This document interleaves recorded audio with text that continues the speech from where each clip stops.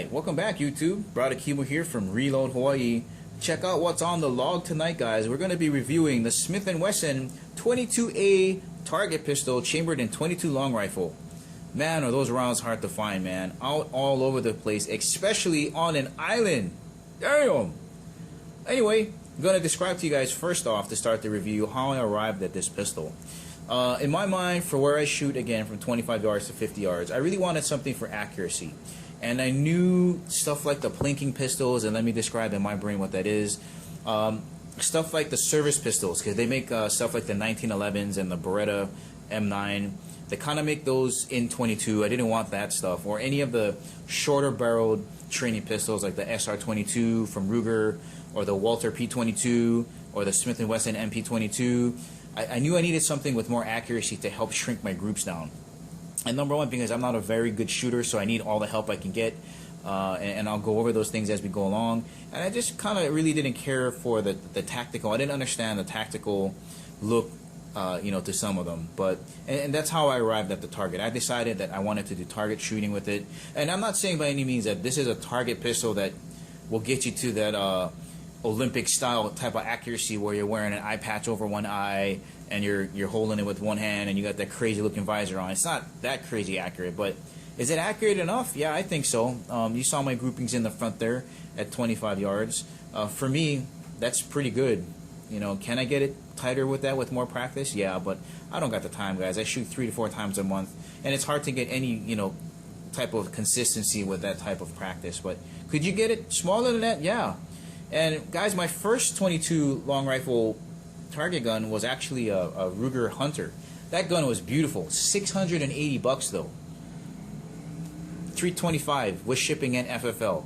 On a side note, guys, that's what's really irritating about living in Hawaii. You can't find usually what you want to find when you want it. And that's why I had to bring this in. I don't know of any gun shops on this island that bring this in on a regular basis. Guys on the mainland, you can walk into any gun store, even a big box, and find these for like $199 with the plastic grips.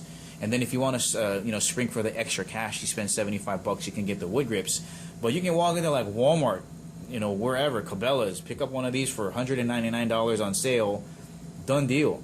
The ones with the target grips, like $280. So jealous of you guys up there.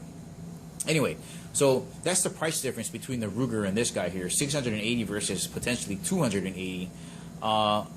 Now that Ruger stainless steel frame, fluted 6.8-inch barrel, and man, was it reliable. Was it accurate? Hell yeah, it was super accurate. And the reliability, it ate every type of ammo I put through it. Okay, now I'll be honest with you, this is cheaper.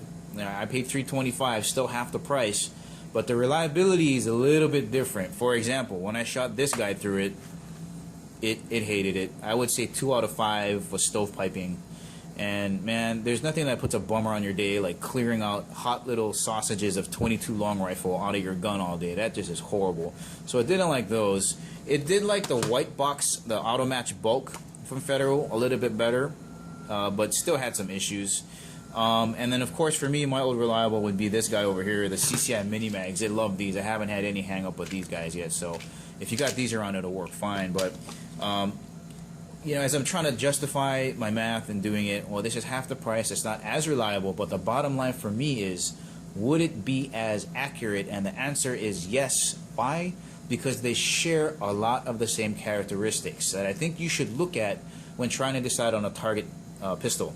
Number one, I think you got to have the ability to accept some type of optic right out of the box. And the Ruger and the Smith and Wesson, the Smith here, have that ability. The Ruger's drilled and tapped already to put one on there. Basically, you'll attach a Picatinny rail to the top with some screws, and then the scope will go on top of that. This already has one. It's got a really long rail here to put whatever type of optic you want, whether it's going to be a magnified or a red dot, which I'm a fan of the red dot. Oh, incidentally, guys, this is the red dot that I use, and I don't normally use this. I just use it for testing. I realize that it's old and clunky, but back in the day, the Tasco Pro Point was the shiz. But now you can jump on Amazon and buy a cheap one for $20. So long as it holds its 0, I think you guys are going to be happy. And I really can't imagine it being that much of a disaster. Especially if you're a Prime member, you get good benefits. But that's what I was using to keep it down in their grouping. I don't usually use this, but That's what I was using in the video. The point being is that it'll just slap right on there, as long as many other reflex sights. So I'll leave that up to you guys to do the research on there. I've tried many of the cheaper red dots, and they work fine for 22 long rifle. There's not a lot of recoil to knock that red dot off center, so give those a try if you're trying to save some money. The second thing is, I think you need to have a decent barrel for a couple different reasons. I know 22 long rifle is not a very high recoiling type of gun, but the bull barrel on both the Ruger and this is a 5-inch as compared to the Ruger 6.88 barrel. It helps keep recoil down. I mean, there's almost no movement when you have a heavier barrel. And then there's a second portion to it where the rigidity of the barrel, the stiffer it is, the more accurate it's going to be. And again, there's some talk on the internet and articles and gun magazines that you don't need a bull barrel for shooting 22 long rifle at 25 and 50 yards. I don't care. I like it. I like the fact that it, number one, it looks cool to me. I love the way the bull barrel looks, man. Look at that thing. Sexy bull barrel. A little bit of dirt down there. I gotta clean that up later on. But anyway, I like the way it looks. And again, to me, I think the rigidity argument makes sense. That point makes sense to me. I think you gotta have that on there. And a decent trigger. The Ruger had an okay trigger. This has an okay trigger. Am I gonna pay a gunsmith to do a trigger job for me? No, I think it works fine. Let me show you what that looks like here. I know I'm gonna get some people freaking out that I'm gonna dry fire this, but I don't dry fire it a lot. So here's the trigger, guys. I'm going to slant that a little bit. So there's the take-up. And listen to it. Pretty crisp. Very light. I'm not putting, in my opinion, a lot of effort into doing that, but I'm not going to pay a gunsmith to make it any lighter than it already is. I think it's fine.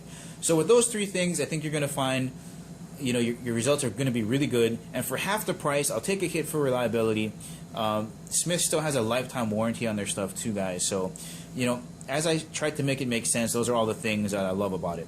Takedown, by the way, is through this lever here, that guy right there. Basically all you'll do is you hold the gun like this, you push this down, and this whole portion will lift off that way.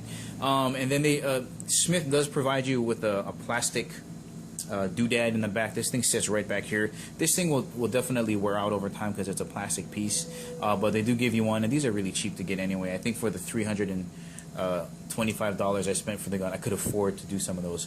Two of the things I don't like, again, let me go back up to the sights. I hate these sights. This reminds me of a Browning Buckmark. They're just so plain and boring. They're black. They don't help you really get accurate. That's why I think having an ability to accept a red dot is important.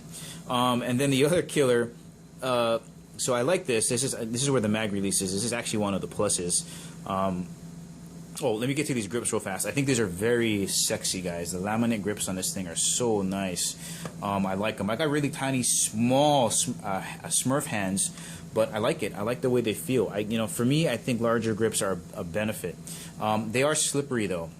So if you're in hot weather and you have sweaty palms, or even if you're in colder weather and like all your moisture comes out of your hands, so your hands feel a little bit hard, the laminated grips might not be a best thing for you unless you have gloves on. But grooves, the grooving really well cut. You can see how thick the grip is. I like it.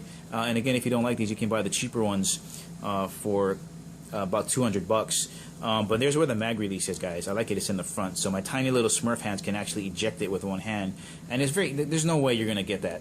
Okay, but yeah, here's my complaint about the actual grip itself is, well, where is the magazine? I promise it's in there. Well, there it is. But you got to do this. You got to shove it in there. That can be a pet peeve for some people. Because you can't smack it in there. Kind of a small detail, but I think it's something that you should know about when looking at this gun. And again, if you don't like it, you can get the plastic grips on, and you'll be able to pat down your magazines a lot easier. Standard safety here, the slide releases here. Incidentally, this does kind of work like a Ruger as well, where the bolt slides back like that, reciprocates back and forth, and that's what does all your firing for you. And the rear sights are windage and elevation adjustable. Let me kind of show you what that is there with those screws there. But again, the front sight is totally useless. You'd have to probably paint it up with some nail polish or any of the paints that are available for that. But guys, that's all I got to say about that. I really love it. I think the savings are great. It's worth taking a hit in the reliability category, especially when you're saving so much money, and especially when the bottom line results are going to be the same as spending money on a Ruger type of pistol. Well, that's what I got to say about that. Again, guys, if you haven't subscribed to my channel, please do. If you like the video, give me the thumbs up. And as always, guys, I will catch you later.